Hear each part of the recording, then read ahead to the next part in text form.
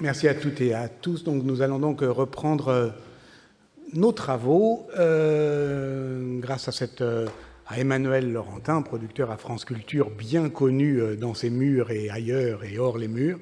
Cette première table ronde sur les réceptions critiques de l'histoire mondiale de la France. Je vais lui laisser donc le soin et le plaisir de présenter nos intervenantes et nos intervenants. Je me contenterai juste de deux petites remarques, enfin en tout cas un message de service. Le premier, c'est que nous déplorons malheureusement la défection de Yann Potin, donc ça ne nous empêchera pas de commencer à 14 h. Nous commencerons bien à 14 h, mais avec l'autre table ronde qui prendra ses aises. Et puisqu'on parle de prendre ses aises, Emmanuel est obligé de partir à 12h10. À un moment, il va partir, mais ce n'est pas parce que vous aurez dit quelque chose qui lui déplaît, c'est parce qu'il a une obligation impérieuse et quelqu'un d'entre nous qu'on va tirer au sort le remplacera désavantageusement. Voilà. Merci Patrick.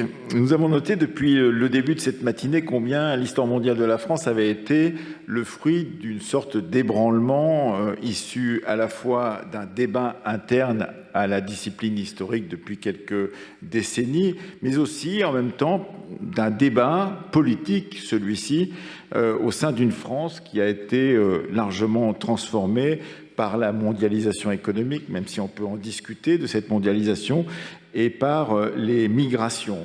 Or, depuis 2017 et la publication de l'Histoire mondiale de la France, de nombreux champs historiographiques dont on va parler dans cette discussion et ainsi que pendant les autres débats et journées d'études jusqu'à demain soir.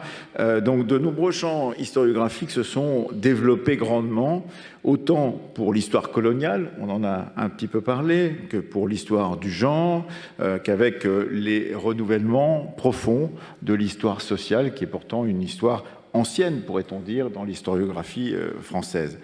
Comment les questions de race, de classe, de genre ont-elles été traitées ou pas par une telle entreprise éditoriale? Et quand elles l'ont été, ont-elles tenu le choc de ces 10 ans de lecture et de débat? Nous allons en discuter avec nos 4 invités. Donc Anaïs Albert, qui est donc à l'Université Paris-Cité, qui est à l'Institut universitaire de France et qui, par ailleurs, est spécialiste des questions d'histoire du genre. Mame Fatou Niang, qui est donc à l'Université Carnegie Mellon Université et qui, par ailleurs, a déjà débattu, commenté, enseigné aussi cette histoire de France à partir de sa version américaine à ses étudiants et étudiantes.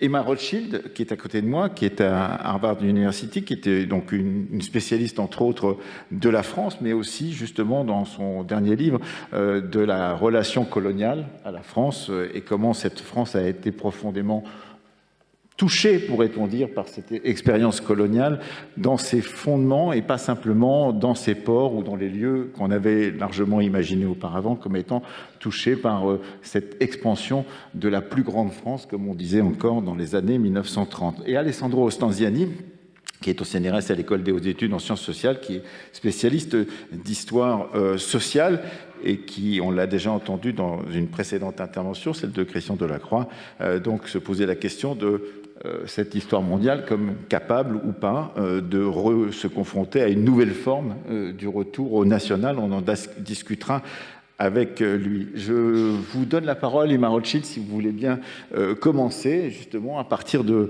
ce travail que vous avez réfléchi autour de cette expérience de l'histoire mondiale de la France et de votre croisement, du croisement de cette histoire mondiale avec vos propres travaux. Merci beaucoup et merci de m'avoir invité. Ce n'est pas l'histoire mondiale qui est toute nouvelle. Il y avait les cahiers d'histoire mondiale de l'UNESCO pour lesquels Lucien Febvre a contribué une préface en 1953. On pourrait écrire une historiographie des histoires mondiales de nations européennes. J'ai suggéré 2 thèmes qui y reviennent, notamment la présence des Lumières, les Lumières en Écosse, l'upplysning en Suède et la redécouverte d'un passé colonial ou impérial. Ce qui est entièrement nouveau dans cet ouvrage, c'est le processus lui-même, comme œuvre collective composée de récits divers, racontés dans des voix toutes différentes.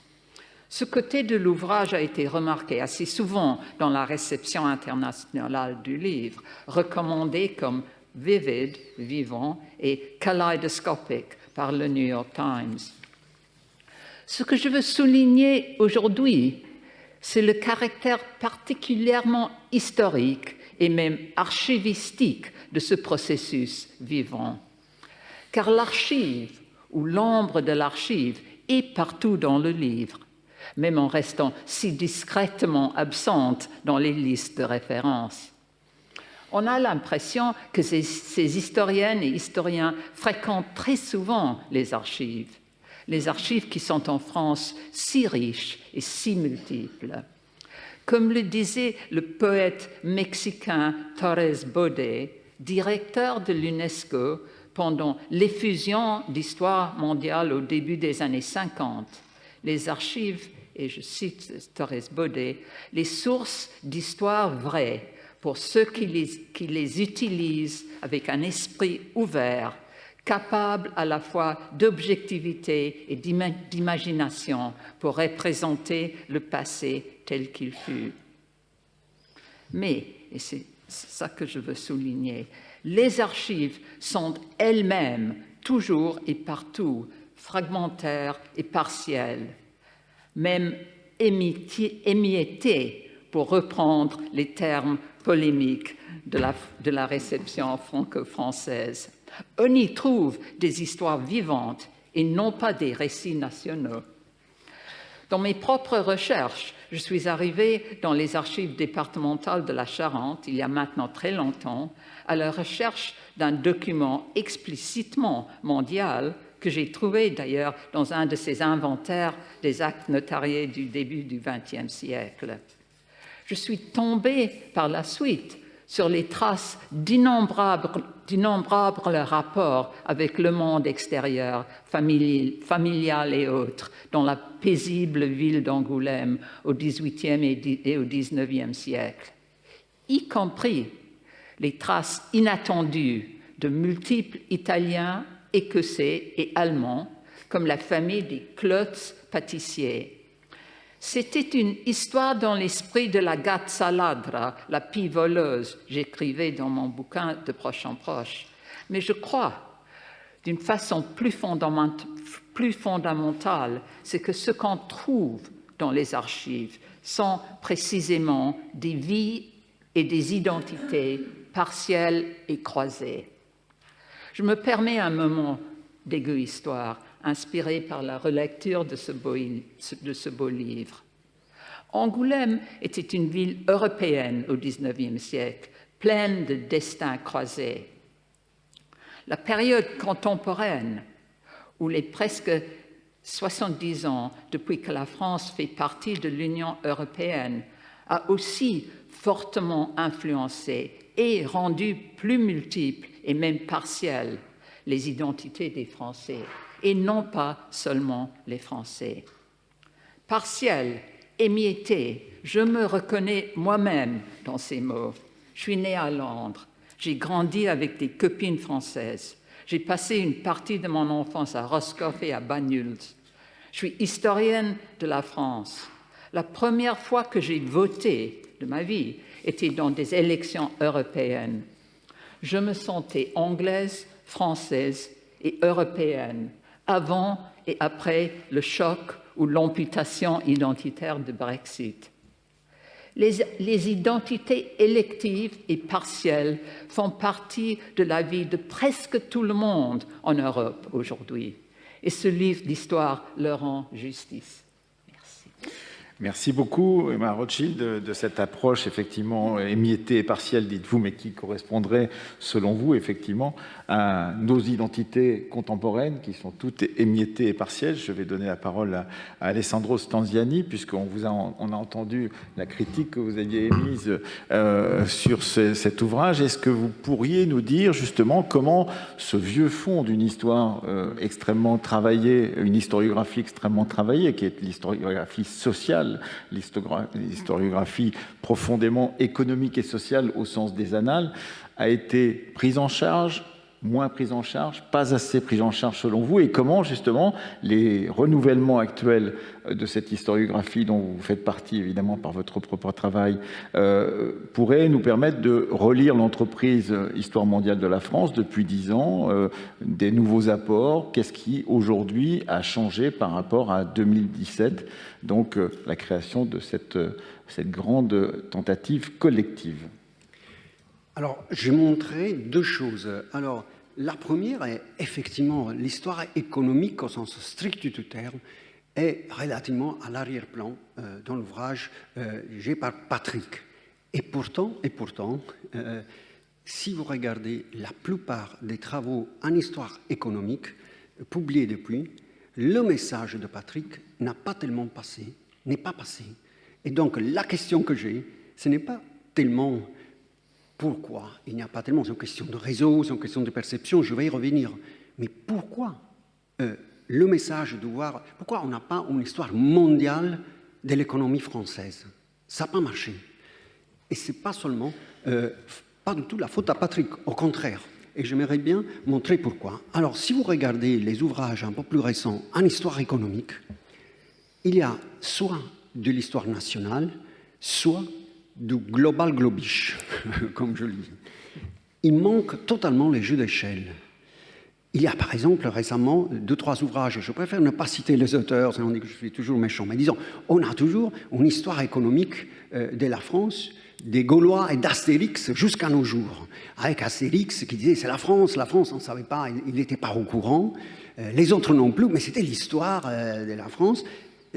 Et il parle de longue durée, l'auteur, en citant Braudel, que le pauvre Louis les Gaulois et Astérix n'étaient pas vraiment proches. Mais on cite la longue durée de Braudel et on fait cette histoire économique magnifique des Gaulois jusqu'à nos jours. Et il y a là une double erreur de filiation. Primo, il y a cette histoire d'une nation préexistante à la nation, au nom de l'économie. Deuxième, et c'est encore plus intéressant, on fait comme les Chinois, on s'invente une histoire sur 2000 ans, alors que les Chinois n'étaient pas au courant, la plupart des peuples qu'aujourd'hui on considère comme chinois, ou que les pouvoirs chinois considèrent comme chinois, ils ne savaient pas d'être chinois. Ils étaient mongols, ils étaient autre chose, mais on fait une procédure tout à fait semblable. Sur 2000 ans, on a une histoire sociale, mais aussi économique de la Chine. Dans ces postures-là, et c'est justement un message de Patrick qui n'est pas passé, on a une association entre longue durée et spécificité nationale. Il faut un, et la raison est assez simple. Longue durée et spécificité culturelle et celle des aires vont ensemble, c'est-à-dire dans la définition même de ce qu'on appelle aujourd'hui les aires culturelles, on a cette association d'idées que la spécificité d'une ère, on la retrouve dans quelque chose qui persiste dans le temps.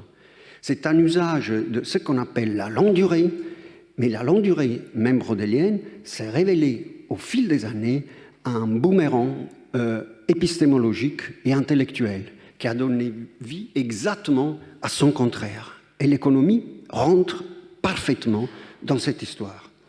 En réalité, si vous regardez les ouvrages de Braudel aussi, et donc les relations avec l'ouvrage de Patrick Boucheron, Braudel ne pense pas effectivement l'économie dans ce sens-là, dans la Méditerranée, dans la civilisation matérielle. Mais qu'est-ce qu'on fait de l'histoire économique et sociale de la France, de Braudel et Labrousse, où on a l'agriculture en France, le crédit en France, maximum on a le commerce extérieur.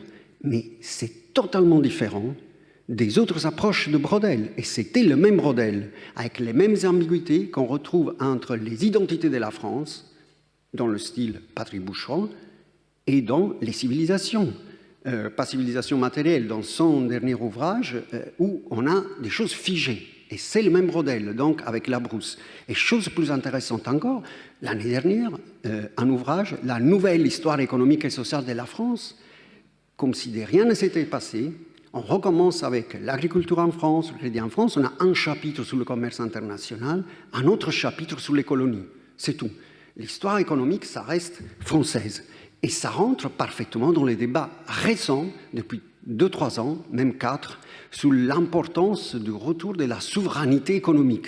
C'est une obsession qu'on retrouve dans les débats en économie. Il faut être souverain en France, contre l'Europe. Et c'est quelque chose à contre-courant par rapport à d'autres tendances historiographiques, parce que là, ce n'est pas juste des médias, c'est des économistes qui parlent de l'importance de la souveraineté en France. Souveraineté pour qui, pourquoi, comment. Le paysan qui accompagne les FNCA, les grands réseaux marchands, et qui accompagne et qui amène le pauvre paysan avec sa vache pour montrer que c'est du local, alors que ça n'a rien à voir. Mais donc, souveraineté liée à quoi? Et ça revient en force. Alors la question est pourquoi l'histoire économique n'arrive pas à suivre un modèle d'une histoire mondiale de la France? Pourquoi? Avant d'y répondre, le deuxième point, l'histoire environnementale. L'histoire environnementale, elle est dans le même sillage. On a soit du global mondial, soit on commence à avoir très peu d'histoire environnementale hyperlocale, et on vient d'avoir 3 volumes publiés en France, l'année dernière, Histoire environnementale de la France. On a les différents chapitres sur les semences, les terroirs, dans cette région française, dans cette autre région française, et où les connexions n'existent pas. Et la question est, mais pourquoi on n'y arrive pas, dans ces domaines, à penser comme l'ouvrage? J'ai juste une hypothèse, je ne suis pas persuadé, c'est pour débattre avec vous, c'est qu'en histoire économique et environnementale, il y a un poids normatif très fort. Ce sont des domaines extrêmement normatifs. Je ne dis pas qu'il n'y a pas d'implication politique dans les autres approches à l'histoire, mais en histoire économique et environnementale, telle que je la fréquente, je les connais, la normativité arrive avant le reste. Et du coup, il faut indiquer, coûte qui coûte, une échelle plutôt qu'une autre, une échelle contre une autre. Et ça bloque totalement. Est-ce que, une dernière chose, la solution d'Emma ou d'autres sous la micro-histoire globale, est-ce une solution qui permettrait d'aller dans cette direction? Ça dépend de ce qu'on entend par micro-histoire globale, parce que là aussi, c'est devenu tout et n'importe quoi, pour 2 raisons. La première est la tension qu'on a entre agencivité et structure. Dans tous ces ouvrages, on a des acteurs qui agissent, qui voyagent dans le monde, qui ont leur force, et puis il y a des tentatives de rajouter comment ces dynamiques individuelles entrent dans le vaste monde, et comment on l'explique, qu'est-ce que c'est lié à quoi? Et du coup, paf, d'un coup, ça arrive, le capitalisme, les dynamiques majeures, avec une difficulté forte à concilier agencivité et structure. Et l'autre problème que j'ai, il faudrait s'entendre, et je pense que c'est lié à ça, qu'est-ce qu'on entend par micro-histoire globale, surtout économique? Et là, il y a confusion sur 2 choses. Il y a très peu de micro-histoire dans le sens heuristique, de l'exceptionnel normal, dans le sens de l'ancienne micro-histoire italienne. On a plutôt une autre conception, très anglo-américaine. On choisit un cas qui devrait être représentatif de quelque chose. Or, la représentativité était absolument contestée par Lévy, par Grandy et tous les autres, parce que ça doit être l'exceptionnel et l'heuristique. Et on s'en fichait totalement si c'était représentatif. Là, on a des micro-histoires qui veulent être représentatifs d'un ensemble. Ça a totalement changé, et c'est très très fort, si vous allez le voir, dans les nouvelles micro-histoires globales, par exemple, du travail. Mes amis d'Amsterdam et ailleurs, ils sont très figés sur cette histoire. Il faut rajouter des dynamiques, par exemple de Weber ou de Marx, sur la micro-histoire, les coller dessus, et surtout, est-ce que c'est représentatif? Et on commence à parler de représentativité. C'est une perversion totale, ce sont 2 choses différentes, mais qui du coup reproduisent, encore une fois, la normativité, c'est-à-dire le monde qu'eux, ils souhaitent, vient avant l'analyse heuristique. D'où les difficultés à rentrer dans le sillage de cet ouvrage. Ce qui est intéressant dans ce que vous dites, Alessandro Stanziani, c'est effectivement que les apories, les difficultés pour pouvoir justement arriver à ce véritable constat d'une histoire globale ou d'une histoire mondiale du point de vue économique ne sont pas dues qu'à ce type d'ouvrage. C'est que vous dites que tous les types d'ouvrages aujourd'hui n'arrivent pas à manier les jeux d'échelle dont on a parlé tout à l'heure entre la micro-histoire et l'histoire mondiale, et qu'il y a des difficultés à passer le pas de faire dialoguer les uns avec les autres, ou de concevoir globalement l'affaire. Mon avis est que pourquoi on n'arrive pas à voir un ouvrage où il y a vraiment au cœur histoire économique et sociale, réalisé dans le style de l'histoire mondiale de la France. Et donc la réponse, pour moi, est qu'il y a excessivement de normativité. On n'arrive pas même pas à le concevoir. Mais ça veut donc dire que vous considérez quand même que malgré les critiques que vous avez pu faire sur cette histoire mondiale de la France, il y a une capacité tout de même à décrire le monde.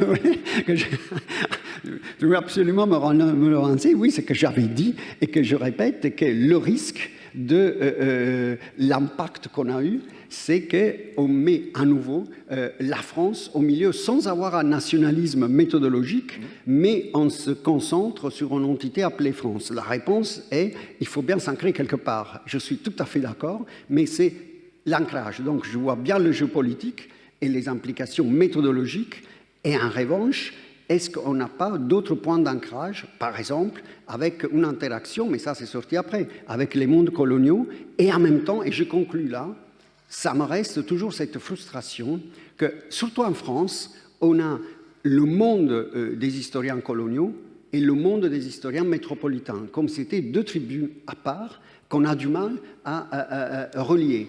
Parfois, c'est moi-même, je le dis, travailler sur les deux, quand je travaillais sur travail, pourquoi on ne peut pas mettre ensemble l'histoire du salariat et l'histoire des esclaves? On dit, ah non, mais c'est des histoires, moi je connais le salariat et moi je connais les esclaves. Mais c'est une seule et même histoire. Et le problème est qu'à différence, par exemple, de l'Angleterre, en France, les archives sont physiquement séparées.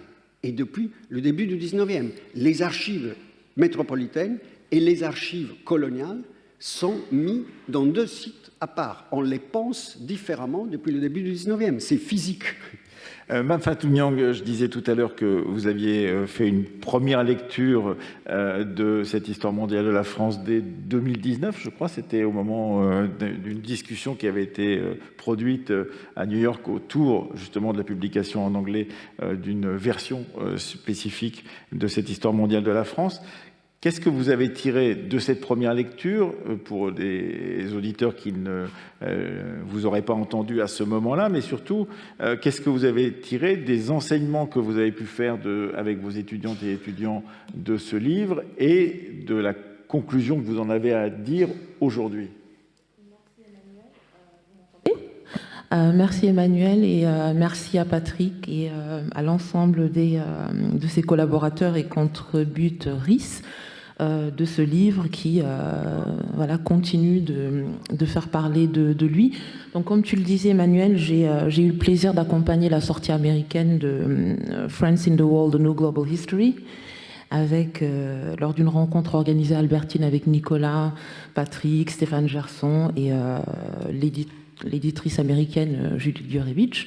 C'est un livre aussi que j'ai beaucoup enseigné dans des séminaires doctoraux à Columbia, puis à Carnegie Mellon, et j'en parlais ici, qui fait aussi l'objet d'arpentage que nous organisons aux ateliers Médicis à Clichy-sous-Bois. Donc j'ai parlé de ces trois niveaux de réception et d'analyse du livre. Alors aux États-Unis donc, que ça soit dans les séminaires, dans les cours pour des étudiants de premier cycle ou de second cycle, ou dans les rencontres, dans les nombreuses rencontres scientifiques, parce que le livre a connu vraiment voilà, l'objet d'un intérêt certain dans le milieu universitaire. La question n'était pas exactement celle qui avait dominé n'était pas la question qui était au cœur de sa réception française. Bien sûr, les débats autour du roman national, de l'identité nationale, de cette déconstruction de l'histoire de France étaient bien sûr présents, mais ils n'étaient pas au cœur de la conversation. Ce qui intéressait particulièrement, et je ne sais pas si tu t'en rappelles, Patrick, les participants ce soir-là à Albertine, et qui est aussi au cœur de nos conversations dans les séminaires doctoraux, c'était plutôt la manière dont le livre proposait de penser une histoire nationale autrement. Non pas contre la nation, mais à partir des circulations, connexions, transferts, interdépendances, déplacements qui la rendaient possible. Et avec le recul, je crois que c'est précisément là que réside l'intérêt durable de l'histoire mondiale de la France, et que son principal mérite, et je pense que Patrick nous a apporté quelques précisions, quelques éléments d'analyse dans son propos liminaire, que son principal mérite n'est pas d'avoir apporté une réponse définitive à la question du récit national, mais plutôt d'avoir rendu cette question à nouveau productive intellectuellement et dans le débat public. Le livre nous a rappelé qu'aucune histoire nationale n'est autosuffisante, insulaire, qu'aucune nation ne se construit dans l'isolement, et que la France ne peut être comprise indépendamment, comme je le disais, des circulations, migrations qui l'ont constamment reliée au monde.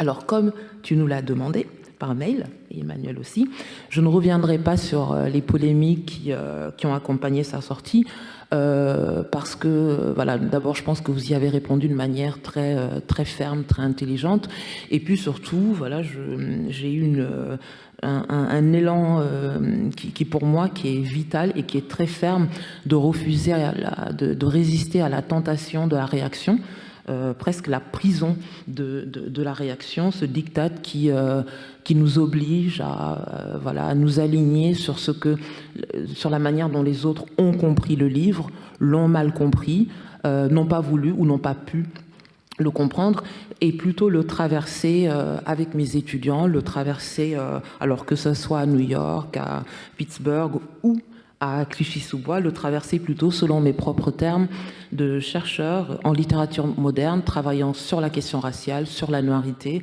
en lien avec l'universalisme, la République et son histoire, mais aussi en tant que sujet et produit de cette histoire mondiale. Alors la principale question historiographique tient pour moi dans une distinction fondamentale, qui est la différence entre mondialiser l'histoire de la France et décentrer le regard qui est porté sur la France, et aussi la question de l'origine, la production, le corps, la voix qui produit ce discours. Histoire mondiale de la France a remarquablement montré que la France était traversée par le monde. Elle a montré que les frontières nationales étaient poreuses, que les circulations constituaient la matière même de l'expérience historique française. Mais une question demeure, la France est traversée par le monde, certes, mais depuis où regarde-t-on ce pays?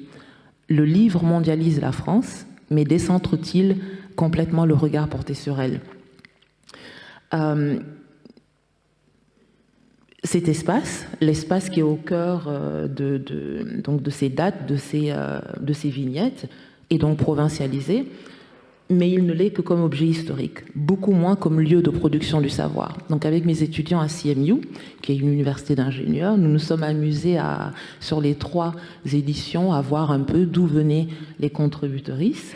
Et 86% viennent d'institutions françaises, 89 si on compte ceux comme Pierre qui navigue entre 2 pays, l'Angleterre et Paris, avec donc moins de 14% de contributeurs qui viennent de l'Europe, la Suisse, l'Allemagne, et puis sur l'édition américaine par exemple, des personnes outre-Atlantique, tels que Stéphane Gerson de NYU.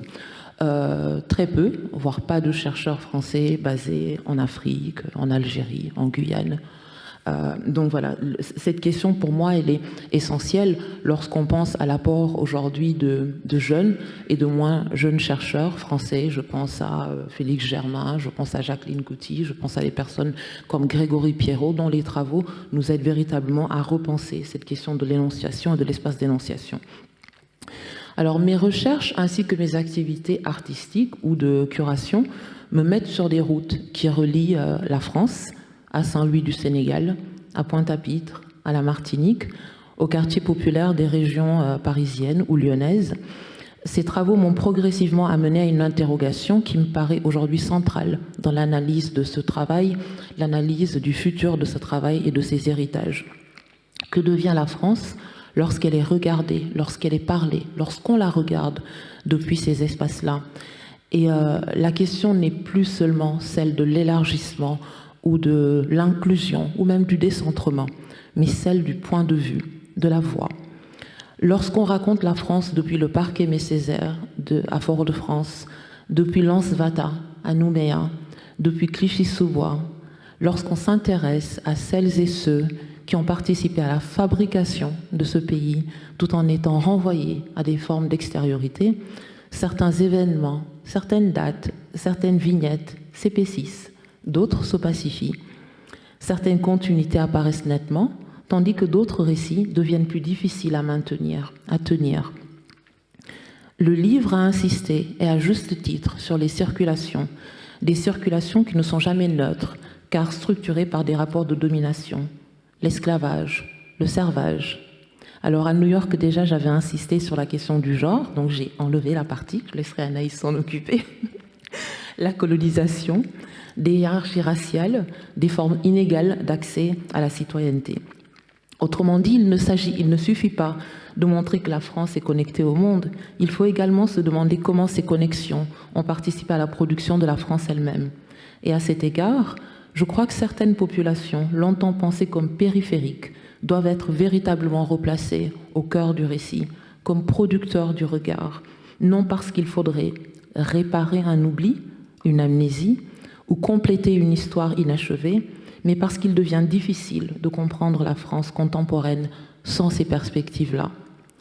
Ici, il ne s'agit plus simplement et je vais te citer Patrick, de mobiliser une conception pluraliste de l'histoire contre l'étrécissement identitaire qui domine le débat public, mais déplacer le lieu d'énonciation de cette histoire.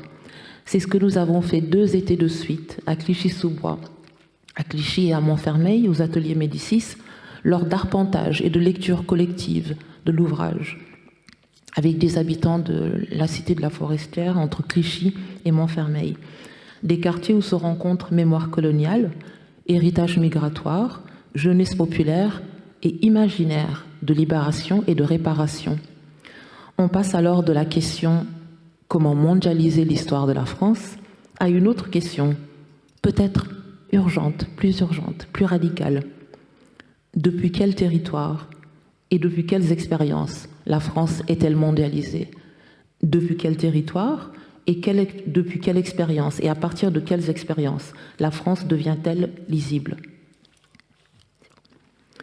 Quelles dimensions de l'histoire nationale deviennent soudain visibles lorsque ceux et celles qui furent objets du récit deviennent à leur tour producteurs du regard? Que se passe-t-il lorsque des habitants de la cité de la Forestière substituent à la chronologie nationale et des dates une cartographie affective et familiale?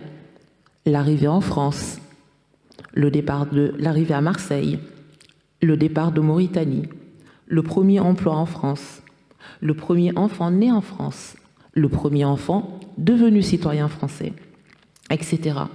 Lorsque l'histoire est traversée par ces géographies contemporaines, les chambres d'hôtel devenues logements durables, les lignes de RER, mais aussi le sillage plus ancien des cargos du Bumidum et des routes impériales.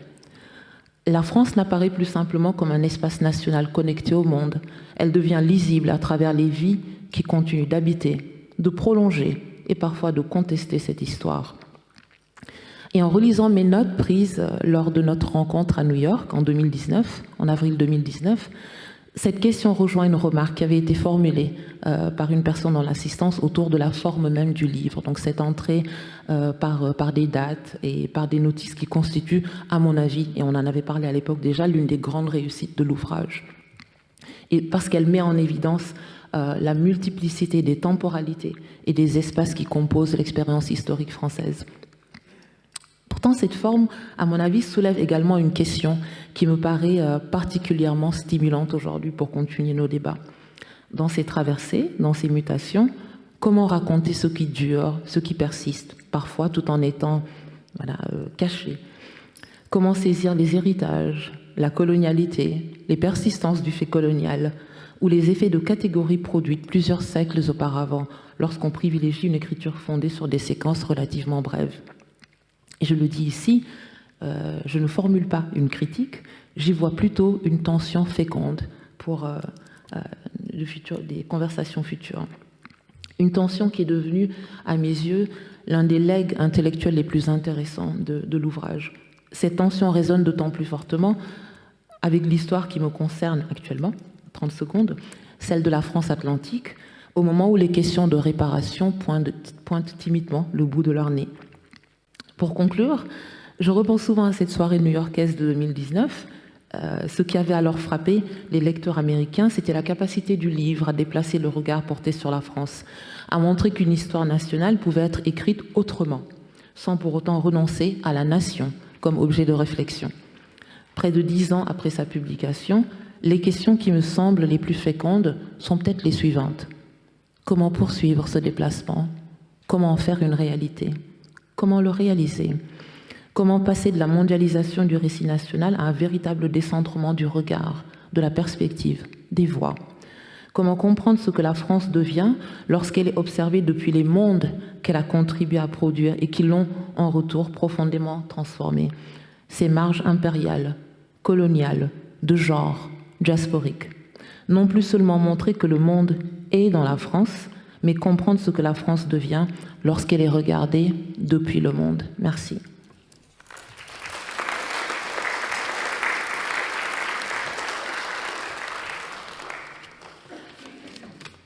Faire la transition est superfétatoire, puisque tu l'as fait, Mam, en évoquant la question du genre. Anaïs, c'est donc à toi de poursuivre cette lecture critique de cet ouvrage.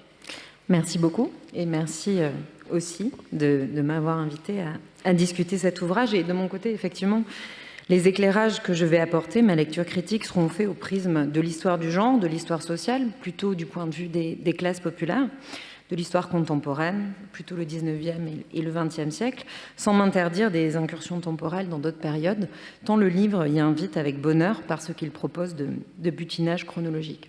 Et je voudrais commencer justement, et Mam vient d'en parler, par cette entrée par date, qui est donc un parti pris fort de l'ouvrage et qui fait écho pour moi, en tout cas, au lieu commun sur la discipline historique, surtout telle qu'elle est enseignée dans le secondaire. L'histoire, c'est apprendre des dates.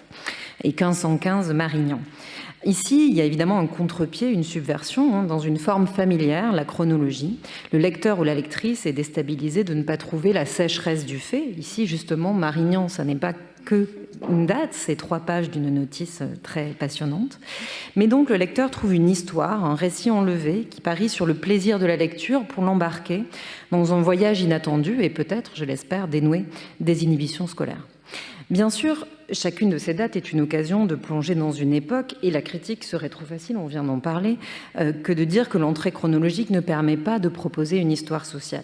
Ces choix, évidemment, permettent d'apercevoir des mouvements de longue durée, Alessandro en a parlé tout à l'heure, l'événement révélant la structure, et de nombreuses notices le font admirablement, et la micro-histoire, évoquée aussi, nous a appris que l'entrée par le singulier, l'individu, le territoire restreint, fait voir autrement des chronologies, déplace notre regard. Mais peut-être, disons ici, que l'entrée par la structure, les mouvements longs de l'histoire, n'est pas au cœur de ce parti pris, et que donc les rapports de classe, de genre, de race qui viennent d'être évoqués apparaissent plutôt de manière discontinue. Chaque coup de projecteur chronologique donnant à voir un instantané, et un fil se tisse de notice en notice avec des éclipses et des zones d'ombre. Et j'ai donc tenté pour aujourd'hui de recomposer un peu ce puzzle sous l'angle du genre, mais ma collègue vient de le faire aussi sous l'angle de la race, et puis on a entendu aussi sous l'angle de l'histoire économique ou environnementale. Bon, on est bien aidé en cela par l'index thématique, qui est une commode boussole pour naviguer sur les courants thématiques. Donc, le genre que j'entends ici comme un système de représentation du masculin et du féminin, c'est-à-dire du point de vue de l'histoire culturelle, mais aussi et peut-être surtout, c'est plus ça que je vais discuter, comme des rapports entre les hommes et les femmes, et donc du point de vue de l'histoire sociale. Le genre n'est pas le cœur de cette histoire mondiale, mais une lecture transversale montre que de nombreux apports de l'histoire des femmes se retrouvent bien dans l'ouvrage. On trouve les femmes mythiques, les icônes culturelles de l'éternel féminin. On croise les peintures de sexe féminin sur les parois de la grotte Chauvet, le visage énigmatique de la dame de Brassempouy dans une grotte des Pyrénées, ou encore le personnage de Scheherazade dans Les Mille et une nuits. On trouve également ce que l'histoire des femmes des années 1970-1980 a bien étudié, la légende noire des femmes de pouvoir, l'image de la reine noire. Je renvoie par exemple à la notice sur le Capétien franchit la Loire en 1137, où la folie politique de Louis VII est expliquée par les historiens de la cour par l'incrimination d'Aliénor d'Aquitaine, qui est accusée soit d'être trop émancipée, ça c'est au mieux, et au pire elle est accusée d'inceste.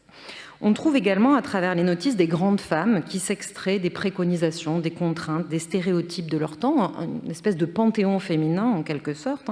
Alors on a les mystiques, Bernadette Soubirous, l'apparition de Lourdes en 1858, on a les femmes de plume, Christine de Pisan pour sa Cité des Dames, Gabrielle Barbeau de Villeneuve qui écrit La Belle et la Bête, ou encore une notice en 1842 sur Balzac qui rappelle l'importance des femmes romancières dans le roman sentimental au XIXe siècle.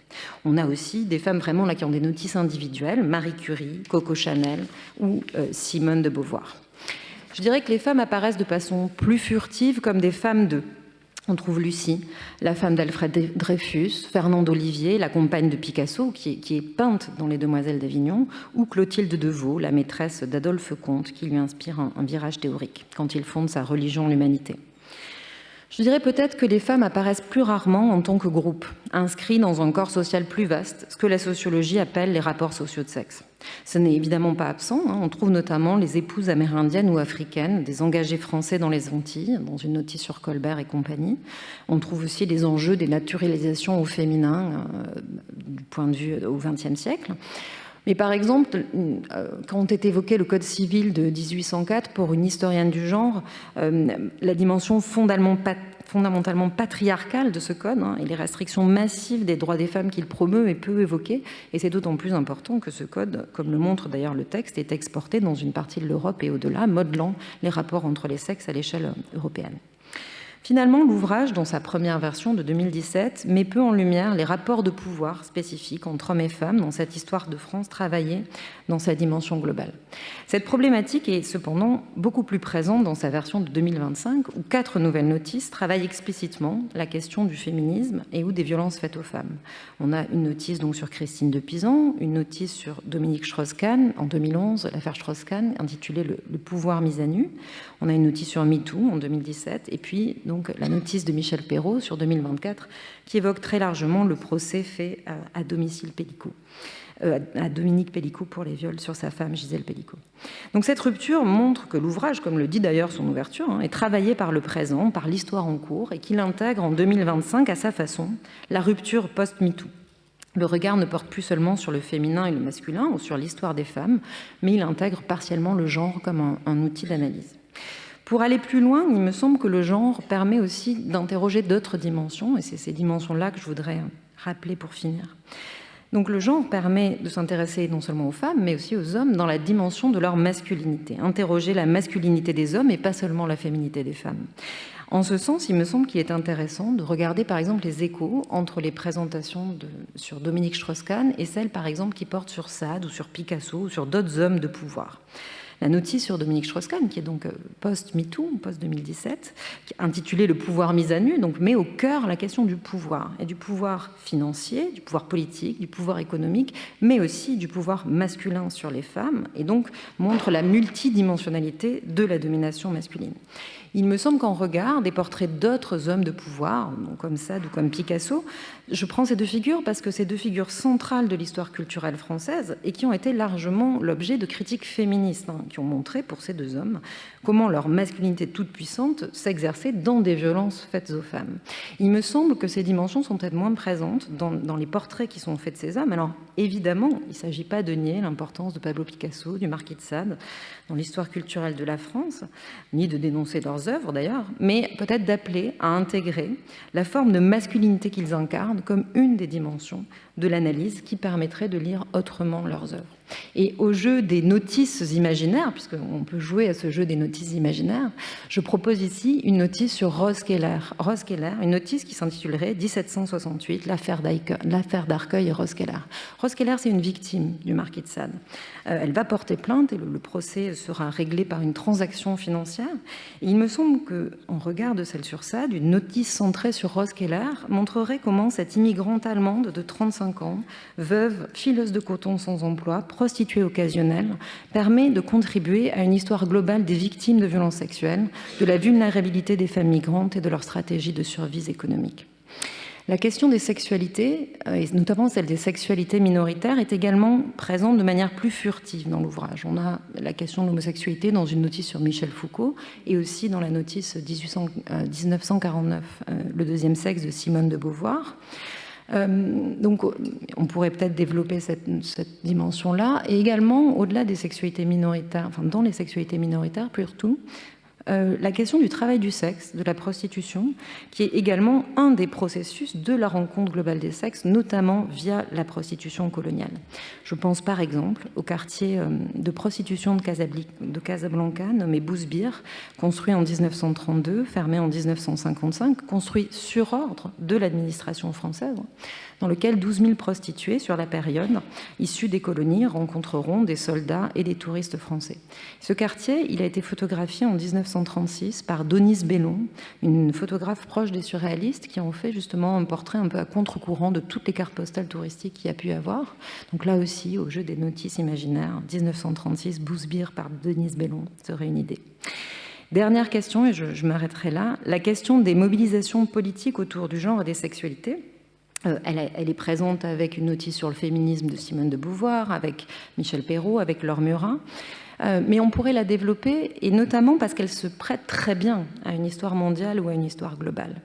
En effet, le féminisme, les luttes pour les droits LGBT sont profondément des mouvements transnationaux, tant ces combats minoritaires cherchent des appuis à l'étranger et sont influencés par ce qui s'y passe. C'est vrai au XIXe siècle, avec le suffragisme, les luttes pour le droit de vote des femmes. C'est vrai dans les mobilisations gays et lesbiennes. La Gay Pride est née des émeutes de Stonewall à New York en 1969. Et la première marche commémorative aura lieu en 1970 aux USA, puis deviendra un phénomène global, la première marche française ayant lieu à Paris en juin 1977, et puis officiellement en 1981. Et en ça, il y a des échos intéressants avec l'histoire du 1er mai, telle qu'elle est racontée dans l'ouvrage par Marion Fontaine, un massacre d'ouvriers aux États-Unis qui donnera une journée de mobilisation internationale. Donc il y a vraiment des échos dans ces mobilisations-là. Et d'ailleurs, ces mouvements sont tellement transnationaux que c'est dit largement en creux par la dénonciation du wokisme, comme avant lui, la dénonciation du gender. On a longtemps dit en français, pour dénoncer l'histoire du genre, on employait le mot américain, le mot anglais, en gardant la forme anglaise, gender. Pourquoi ? Pour dénoncer la supposée origine américaine, anglaise, de concepts qui ne seraient pas adaptés aux réalités françaises. Or, comme l'écrit Florence Rochefort, d'où qu'ils soient, les féminismes sont accusés par leurs nombreux détracteurs d'être d'importation étrangère.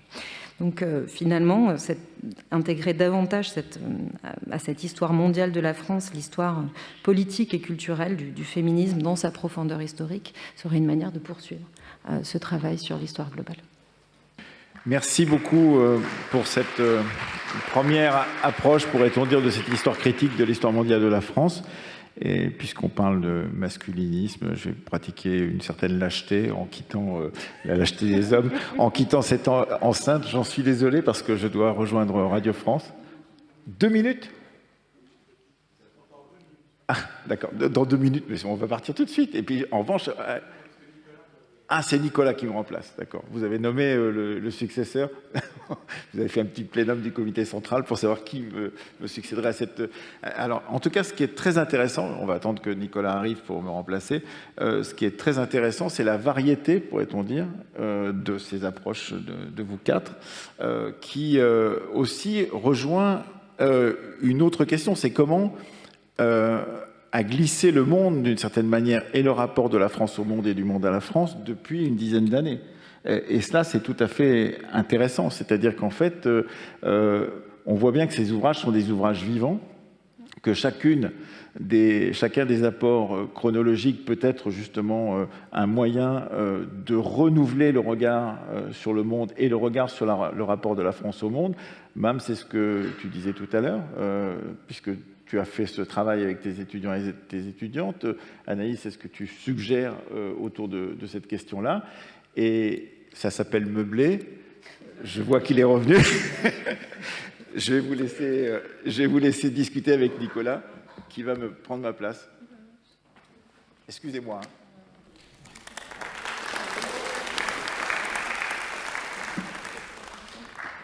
Bonjour à toutes et tous, je suis Nicolas Delalande, je suis la doublure officielle en langue française d'Emmanuel Laurentin. Et par ailleurs, je travaille aussi sur les tournages pour les cascades, etc. Donc je suis toujours disponible. Non, vraiment merci pour Emmanuel pour l'animation du début de cette table ronde, dont les 4 points de vue nourrissent plusieurs angles de discussion. Je voudrais dans un premier temps peut-être faire circuler la parole entre vous pour redévelopper certains points et puis bien sûr ouvrir la discussion à la salle. Donc on a vu dans un premier temps avec Emma une insistance, Emma Rothschild, sur la question du rapport aux archives, aux sources, qui sont potentiellement peu mises en avant dans l'écriture des notices, mais je pense que le point important qu'Emma a souligné, c'est que l'ensemble des textes sont fondés sur des approches dites empiriques, archivistiques, et que ce renouvellement du regard, il est lié à la fois à des questions nouvelles qu'on pose, mais aussi à une manière nouvelle d'aller chercher, d'éclairer et d'exploiter des documents. Et une des thématiques importantes que tu soulignais, c'est en même temps cette dimension éparpillée, éclatée du rapport aux archives, mais aussi des vies qu'elles relatent. Je pense que c'est une des thématiques communes que vous soulignez, c'est une des tensions en fait que le livre lui-même et d'autres livres de ce type peuvent faire surgir, et je pense dont il est utile de discuter. C'est à la fois la vertu de l'élargissement, de l'inclusion, de l'intégration de pans, de vues, de regards nouveaux, et la difficulté de l'autre, ou le défi, à tenir un récit commun, ou des récits communs pluralisés, mais qui font récit malgré tout, parce que cela suppose, c'était une question qu'on avait formulée très tôt, de la question du nous. C'est-à-dire que si nous avons conservé, et ça fait écho à ce que disait Christian Delacroix dans son texte d'introduction, effectivement, l'histoire mondiale de la France considère qu'il y a des nations. Pas de tout temps, pas toujours, pas en tout lieu, avec des significations, des formes, des appropriations multiples, mais faire aujourd'hui comme si la thématique, le cadre, le vecteur national ou les symboles ou les émotions nationales ne jouaient pas, ça serait passer à côté du temps dans lequel nous vivons. Mais disons que la tentative que nous avions faite et que vous appelez à compléter sous divers angles, c'est de pluraliser, mais tout en conservant des modes de narration, d'explication, qui, sans simplifier le réel, permettent de les accueillir. C'est un terme qu'on avait utilisé à l'époque. La deuxième intervention, celle d'Alessandro, s'interrogeait plutôt à un niveau, on va dire, d'histoire savante, académique, c'est-à-dire comment les approches proposées circulent ou ne circulent pas entre des pans différents du savoir.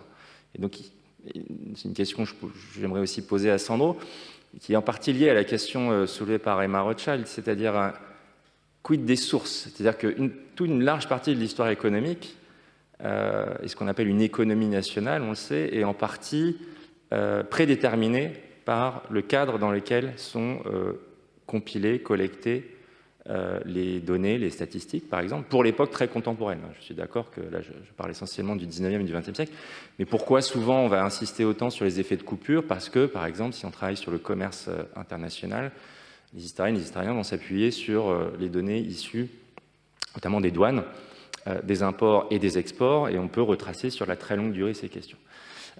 Donc ma question pour Alessandro porterait sur cette manière aussi d'utiliser différemment les archives. C'est ce à quoi nous invitait Emma.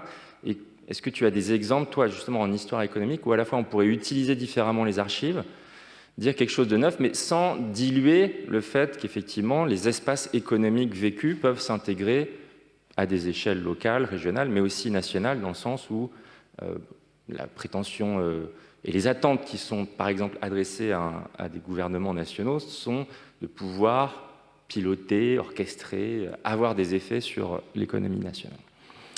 Pour Mme Fatou Niang, j'ai trouvé que ton intervention soulignait une autre forme d'appropriation, qui est un des thèmes qu'on a vraiment envie de discuter pendant les 2 jours, pas seulement sur le plan savant, mais en fait sur le plan de l'appropriation sociale, l'appropriation culturelle. Cette idée que si on avait fait ce livre et si ces histoires s'écrivent, c'est pas juste pour produire un nouveau récit canonique, officiel, autorisé de ce qu'est une nation. Ça n'aurait aucun sens. Et c'est ça souvent justement qui heurte, qui créerait un manque dans le sens où ça pourrait conduire à une forme de diversification, éclatement, émiettement communautaire. Donc l'expérience que tu nous relatais, en fait, depuis les campus états-uniens jusqu'à Clichy-sous-Bois, c'est d'insister vraiment. Et là aussi, je pense que c'est lié à ce que disait Emma Rothschild, sur le fait que chacun, chacune, quelle que soit son histoire, son itinéraire, dans son parcours, dans les traces, dans les archives familiales, dans les documents qu'on peut avoir à disposition, peut réinvestir sa propre histoire, et réinvestissant sa propre histoire, réinvestit une histoire plus large, bon, d'une nation ou pas, ça peut être d'une localité, d'un groupe, d'une confession, je ne sais pas, il y a différentes manières de délimiter le cadre dans lequel on s'inscrit. Et je pense que là, c'est quelque chose qui, nonobstant les polémiques ou les conflits politiques qui peuvent surgir, et en fait, je pense, du point de vue de la dimension vivante de l'histoire, et surtout de la question de la quête de la dignité pour chacune et chacun, c'est-à-dire retrouver son histoire. C'est pas seulement à retrouver parce qu'elle n'aurait pas existé, elle aurait été cachée ou enfouie, c'est en fait être même en mesure de l'écrire, de la penser. Et je pense que si, alors on en parlera demain dans la table ronde sur les usages sociaux et culturels de l'histoire mondiale de la France, des histoires mondiales des nations, je pense que quel que soit notre avenir politique, si du point de vue des usages populaires, je dirais, de l'histoire et de la mise en récit des histoires singulières et collectives, ça serait sans doute un des acquis les plus importants à apporter. Et enfin, pour Anaïs, la dimension, alors, traversée passionnante, qui interroge la manière de penser justement les cadres classiques du récit national. Qu'est-ce qu'un grand homme? Ça, on y a déjà réfléchi, même si en fait on bute toujours sur les mêmes apories. La devise du Panthéon n'a pas été transformée. Qu'est-ce que le pouvoir? Qu'est-ce qui fait histoire, en fait? Je pense que ce qui nous réunit ici, et ce qui réunit tout un ensemble de tentatives, c'est pas juste de dire on va réécrire une histoire, mais en fait c'est d'interroger ce qui fait histoire collectivement. Et donc on peut reprendre dans un ouvrage comme celui-ci la question de la date, par exemple. Donc effectivement, la date marque un moment, un événement, elle s'imprime. Elle s'imprime de diverses façons, on y avait insisté. Mais j'ai trouvé que l'intervention d'Agnès Albert nous invitait vraiment à replonger aussi pour essayer de sonder les imaginaires impensés qui et qui structurent notre rapport au passé. Et cette histoire, effectivement, de considérer qu'il ne s'agit pas juste de dire mais où sont les femmes dans l'histoire de France, c'est en fait où sont les présupposés qui ont contribué à des formes d'invisibilisation, de domination, d'exclusion, qui ont eu lieu par le passé et qui continuent d'avoir lieu aujourd'hui sous divers effets. Et je pense que donc je voudrais peut-être te poser à toi cette question, c'est après chacune répond sur le point ou les interventions qui ont le plus relevé votre attention, mais effectivement sur les 10 dernières années, je pense que ces questions sont beaucoup plus présentes dans l'espace public. Donc là, c'est un point vraiment qui est lié à la question aussi de circulation entre les questions présentes dans l'espace public, médiatique, la forme de mise sur le devant de la scène de questions qui auparavant étaient inaperçues. Et il est certain qu'aujourd'hui, cela mériterait d'être beaucoup plus nettement intégré à une histoire et à une réflexion sur l'histoire du récit national en France, non pas par substitution, parce que je pense que c'est toujours la critique qui est formulée, c'est-à-dire si vous mettez un tel, vous supprimez un tel, si vous mettez telle date, mais de finalement interroger, sans les déconstruire, les abandonner, en fait, les constructions historiques des catégories qu'on utilise pour raconter notre histoire. Je pense que voilà, ces divers points étaient vraiment essentiels, et donc je vous propose, après vous avoir livré en quelques éléments comme ça de rebondir comme vous le souhaitez, et puis on peut reprendre dans le sens, et ensuite, bien sûr, on ouvre la discussion. On pourra aller et dépasser un petit peu jusqu'à 12h45 pour faire vivre ce temps d'échange. Sandro, peut-être? Réaction? Merci déjà pour la question. Alors, c'est une question importante sur les sources et la construction de l'économie nationale. Alors ça, c'est vraiment important parce que surtout ceux qui travaillent, par exemple, sur les sources fiscales, me répliquent, sans doute Thomas Piketty me l'avait répliqué quand je l'avais critiqué, mais les sources sont nationales, donc comment tu veux qu'on fasse autrement? Et là, ça me pose problème. Ça me pose problème parce que, alors, j'ai une double vie de Véronique, pour ceux qui ne le savent pas, c'est-à-dire, je sors de quelque chose dans mon français un peu plus olé olé, et puis je sors des choses un peu plus sérieuses en anglais. Mais donc, du coup, je cite juste un ouvrage de 2012 qui s'appelait Rules of Exchange, publié pour Cambridge, dans lequel je voyais comment la construction dans les archives même de l'économie se produisait. Et la question, donc, est la suivante. La construction de la nation, telle que je la trouve, la nation économique dans les archives, est extrêmement compliquée. Extrêmement compliquée. Elle n'est pas donnée, contrairement à ce qu'on croit d'emblée. On dit, mais non, c'est national. Pas du tout. Si on regarde les archives des douanes, les archives de la fiscalité, qu'est-ce qu'on retrouve? On retrouve, première chose, comment obtenir de l'information. Les historiens économiques pensent juste comment les données sont fiables ou sont pas fiables. Mais avant que ça devienne des données, il faut bien que des administrations locales fassent remonter une info sur combien de blé il y a, combien de fiscalité. Et ça, c'est quelque chose de beaucoup moins étudié. Comment vous arrivez à convaincre des acteurs locaux à vous faire remonter l'information? On le donne comme ça, comme données. Si vous rentrez dans des archives-là et vous ne regardez pas les données, mais l'information à l'origine, c'est la construction elle-même, ce qu'on appelle un État. Si vous ne savez pas combien de gens il y a sur place, si vous ne savez pas combien de blé il y a sur place, si vous ne savez pas ce qui se passe sur place, vous n'avez ni de recrutement, ni de blé, vous n'avez rien, ni de fiscalité. Un État n'existe pas si l'information ne remonte pas. Et comment vous faites? Et ça, vous le trouvez dans les archives. Ce que je retrouve, c'est la construction négociée, difficile, compliquée, entre du local et une construction du national et de ces informations statistiques qui ne va jamais, jamais sans le colonial. On a toujours l'idée qu'on a d'abord l'État et puis ensuite arrivent les colonies. Mais je retrouve, c'est dès la fin du XVIIe, le XVIIIe, les deux sont reliés dans les archives. Comment on fait pour penser fiscalité, par exemple, sous forme de travail contraint dans les colonies? Et on réfléchit, y compris dans les douanes, si c'est la même méthode, comment on qualifie, comment on évalue. On a l'impression que les douaniers, parfois, dans leurs archives, aient lu des économistes. Ils ne les ont pas lus. Mais ils discutent, est-ce que c'est lié à la valeur du travail ou d'autres choses? Comment on fait pour fixer, par exemple, une douane? Donc, cette construction lente, compliquée, négociée du national n'est pas donnée d'emblée. On l'a tout le temps comme une construction. Et ça, je pense, c'est quelque chose d'assez important qui permet de voir la construction du national, ce qu'on appelle l'économie nationale.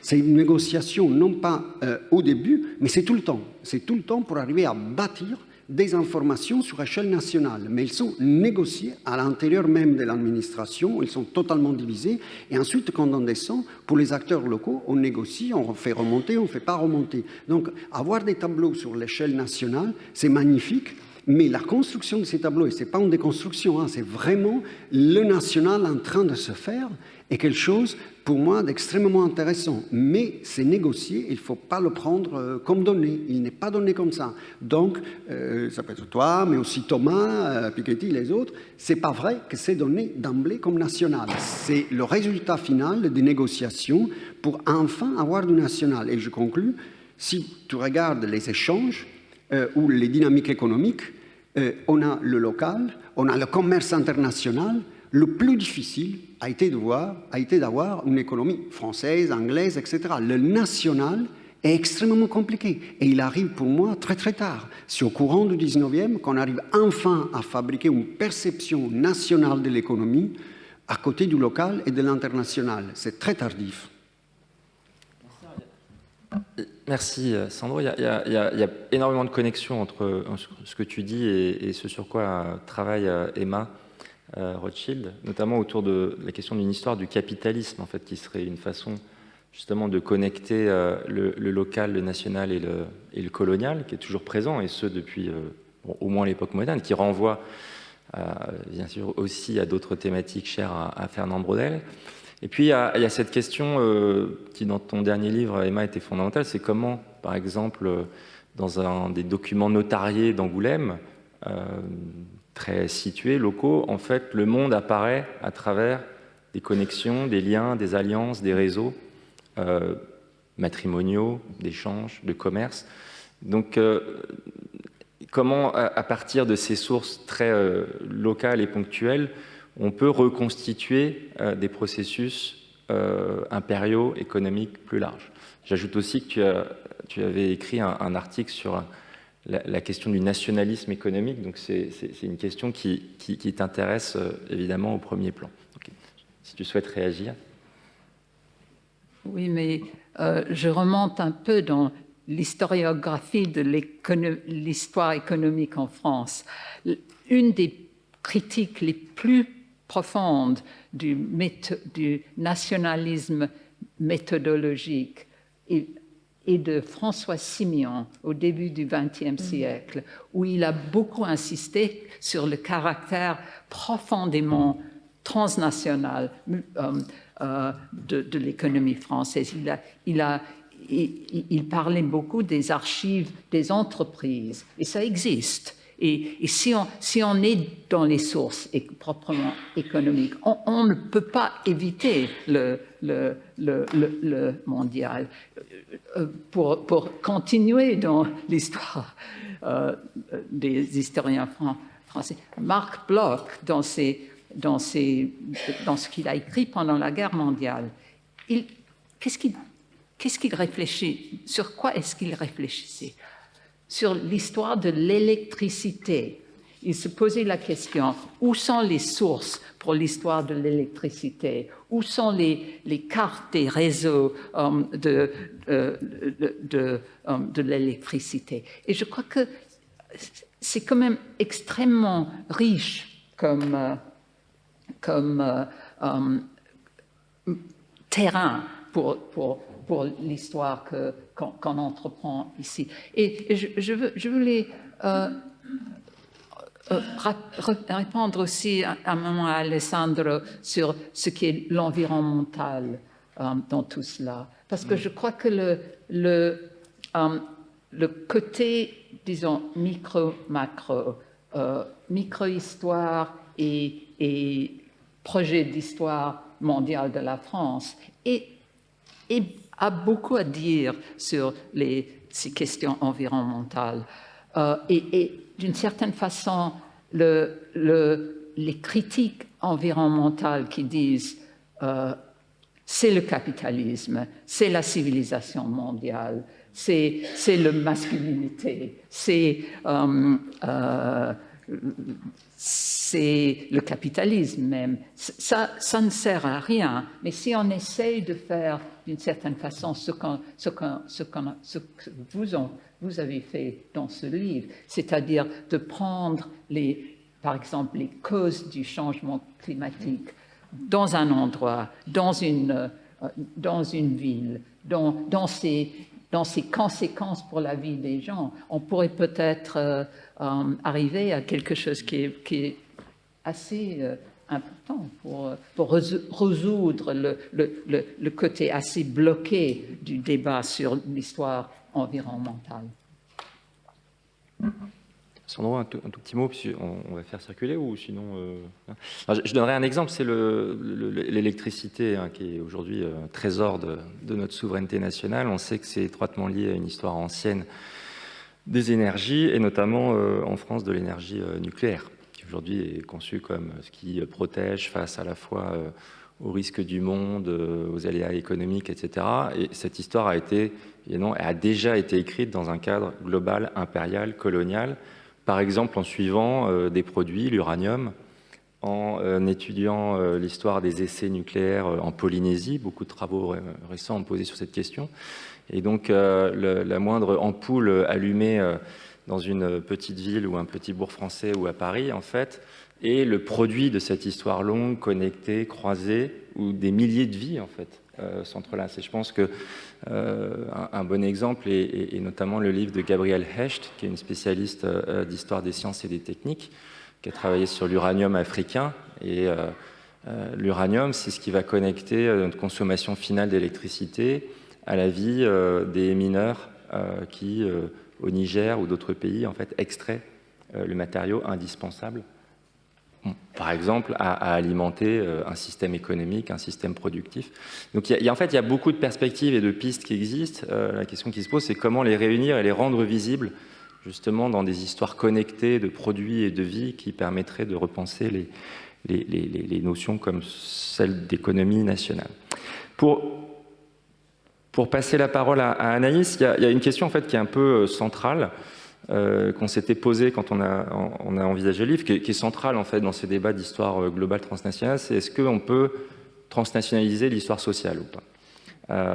Et je citerai une phrase de l'historien allemand Jürgen Osterhammel, qui était mentionné par Christian Delacroix tout à l'heure, qui, dans son livre sur la transformation du monde au XIXe siècle, a ce mot. Il est important d'écrire l'histoire des gens qui bougent, mais il faut aussi écrire l'histoire des gens qui ne bougent pas. Et en fait, alors après, on peut débattre de la proportion, etc. Mais oui, il y a des gens qui bougent pour différentes raisons, parce qu'ils en ont les moyens, parce qu'ils y sont contraints, parce qu'ils sont chassés, parce qu'ils doivent sauver leur vie. Et toutes les périodes de l'histoire, et plus encore le XXe siècle, sont marquées de ces flux. Bien sûr, il y a aussi ceux qui ne bougent pas, mais pour autant, ceux-ci sont-ils absents de l'histoire mondiale? Ou ne sont-ils pas impactés? Ne sont-ils même pas acteurs de cette histoire mondiale? Donc, je vais juste te poser la question, Anaïs, si on travaille sur des catégories dites, entre guillemets, je pense que le terme n'est pas en plus ultra... Enfin, on peut discuter, mais subalternes, ou qui seraient vus comme... vivant à distance des grands mouvements de l'histoire mondiale, comment tu penses que c'est surmontable? Est-ce que c'est surmontable? Est-ce que c'est souhaitable? Est-ce que tu penses que c'est une piste aussi pour l'histoire sociale? Alors, justement, c'est une question que je m'étais posée en préparant cette table ronde, parce qu'effectivement, je m'étais noté que comment faire une histoire globale des espaces moins ouverts, qui ne bougent moins, on peut dire, est-ce pertinent, nécessaire, ou quelle place leur ménager dans une histoire globale? Je pense que, d'abord, il y a beaucoup de choses. Évidemment, les classes populaires, les subalternes, moi je dirais plutôt classes populaires, on va dire, bougent. Et ça, pour le coup, il y a vraiment beaucoup de travaux qui ont montré qu'il serait faux d'opposer une partie des élites engagées dans les mondialisations successives, dont elles seraient les grandes bénéficiaires, et un peuple ancré dans ces territoires, à l'écart des circulations globales et des mobilités globales. Et d'ailleurs que ça nourrit aussi un discours populiste, un discours contre l'étranger, contre l'ouverture, etc. Alors, après, il faut quand même se demander quelle classe populaire bouge et comment elle bouge. Je pense que ce qu'on sait de l'histoire de France, c'est que l'histoire de France, il y a des grandes remues d'hommes dans le monde ouvrier, on va dire. On est une nation, à l'inverse de beaucoup de nations européennes, on est une nation où les gens émigrent et dont les gens immigrent peu au XIXe siècle. Donc, c'est un territoire d'accueil, ça a très largement nourri l'industrie. Voilà. Et par ailleurs, même les mondes ruraux bougent, mais alors quand même bougent. Il y a des débats là-dessus. Paul-André Rosenthal, dans Les Sentiers invisibles, a bien montré des formes de mobilité, mais sur des formes de mobilité qui dépasseraient les frontières nationales, je pense qu'on peut quand même dire que les mondes ruraux bougent moins, ou pendant longtemps bougent moins. C'est dû au partage des biens nationaux, à l'importance de la petite propriété, à la faiblesse de l'exode rural en France jusque dans les années 1930. Et ce qui m'a frappé aussi à la lecture de l'ouvrage, finalement, je voudrais dire un mot de ces mondes ruraux, et plus particulièrement en réalité des mondes paysans. Parce qu'il y a dans l'index, il y a une entrée campagne et paysage, et je trouve ça intéressant parce que campagne et paysage, ça met l'accent sur la nature, et donc globalement plutôt du côté d'une histoire environnementale. Du point de vue de l'histoire sociale, les paysans, les mondes paysans, en tout cas, alors là je vais parler de la période contemporaine parce que je ne suis pas assez compétente pour les autres périodes, apparaissent un peu lointains, un peu en demi-teinte. On a des notices sur des crises environnementales comme 1816, mais par exemple même dans les Gilets jaunes, finalement la dimension rurale du mouvement est moins présente. Et je trouve que c'est intéressant parce que, pour plein de raisons. D'abord parce que ces mondes-là ont bougé aussi, et notamment par tous les grands conflits européens de la période, les grandes levées d'hommes napoléoniennes, la Première Guerre mondiale, etc., la Seconde Guerre mondiale aussi, qui ont fait bouger, contre leur gré très souvent, mais enfin ces mondes ruraux. Il y a eu des émigrations faibles, mais quand même, on sait que le Pays Basque, le Béarn ont envoyé des jeunes hommes dans les Amériques. Il y a eu aussi beaucoup d'immigration dans ces mondes ruraux, notamment les servantes de ferme polonaises qui ont été bien étudiées, les Italiens dans les mondes ruraux. Donc évidemment, il y a de l'immigration, il y a des idées qui circulent, il y a des objets qui circulent. Mais quand même, je pense qu'on peut dire que c'est des mondes moins mobiles. Et ça m'intéresse, je pense que c'est important, j'ai pas de réponse, mais la question de comment leur donner une place est, je pense, en réalité fondamentale. Pourquoi ? Parce que le discours réactionnaire, depuis le XIXe siècle, fait de ces mondes ruraux un conservatoire de la France. Ce serait là que résiderait la vraie France. Et d'ailleurs, toute la rhétorique des Racines, qui reprend une rhétorique très environnementale, enfin naturelle, on va dire.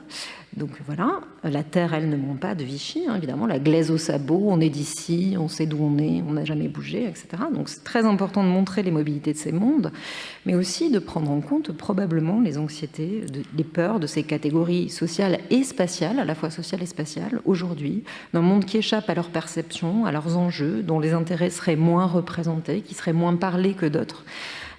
Cette mondialisation malheureuse, en réalité, de ces espaces-là, voilà, qui explique aussi des formes de sensibilité à des idées radicales et réactionnaires. Et je pense que laisser ces espaces au seul regard d'une histoire environnementale n'est pas possible, parce que justement, l'histoire environnementale, elle va voir dans les espaces ruraux la nature, en tout cas en partie, elle ne fait évidemment pas que ça, mais elle y cherche l'endroit vide d'hommes. Or, ces espaces sont toujours habités aujourd'hui par des gens qui sont affectés par ailleurs par un phénomène tout à fait global, au premier chef, qui est le réchauffement climatique. Donc, je pense voilà, qu'il faut réfléchir, je n'ai pas forcément la solution, mais à la place qu'il faudrait donner à ces espaces moins mobiles, et particulièrement au monde ruraux, voire paysans. Merci Anaïs. Alors même, Fatou Niang, tu terminais ton intervention par l'interrogation, ce que la France devient lorsqu'elle est vue depuis le monde, avec cette intégration, donc, notamment de l'espace atlantique, des marches coloniales, un effort de décentrement. Et donc, indépendamment des autres points sur lesquels tu voudrais insister, j'avais envie de te poser cette question. C'est-à-dire, fondamentalement, dans ces appropriations multiples d'histoires qui étaient auparavant non sues, non visibles ou autres, qu'est-ce que ça transforme et modifie à ce qu'on peut se raconter de l'histoire de la France? Merci de me donner l'honneur d'être la méchante qui est posée entre l'assistance et le repas du midi. Donc je vais faire très très vite. Alors c'est une très grande question, c'est une question que je poursuis depuis près de 20 ans maintenant dans ma recherche. Mais moi je voulais m'arrêter sur une chose que tu as parlé de l'appropriation sociale, de la construction d'un récit commun, d'un nous. Et alors, dans cette école du mercredi aux ateliers Médicis à Clichy-sous-Bois, on a des enfants de la cité qui sont en Sorbonne, qui sont à Paris 8. On a des collégiens, on a des mamas qui viennent avec leurs enfants. Donc, c'est un public extrêmement hétérogène. Et pourquoi nous avons proposé Histoire mondiale de la France? Parce que on a trouvé que pour les collégiens, c'était un moyen de les réconcilier avec l'école, en rentrant dans une histoire qui était une histoire qui pourrait être enseignée par l'école, parce que bien sûr, pour un public qui majoritairement, pour ne pas dire voilà, dans son intégralité, est le résultat d'une histoire coloniale, post-coloniale de la France. Nous parlons d'André Bloin, nous parlons de Macandal, nous parlons de Saint-Domingue, nous parlons de mai 68, mais aussi de mai 67 en Guadeloupe. Mais ces dates ne sont pas enseignées à l'école. Donc il faut trouver pour nous une entrée, une manière, et puis le livre fait pour nous deux choses, c'est que ça permet de rattacher ces deux histoires-là. C'est pour ça que j'ai une question pour toi, Pierre, tout à l'heure, lorsque tu as parlé de la manière dont Colonisation, notre histoire est née. Deux questions est née de ce livre-là. Je partagerai cet article avec toi. Ça a été le sujet de conversation à Clichy, de se dire, des conversations où nous avons fait intervenir nos étudiants ingénieurs à Carnegie Mellon. Nous avons un département de Decision Science. Donc, essayer de comprendre, grâce à la statistique, pourquoi nous prenons certaines décisions.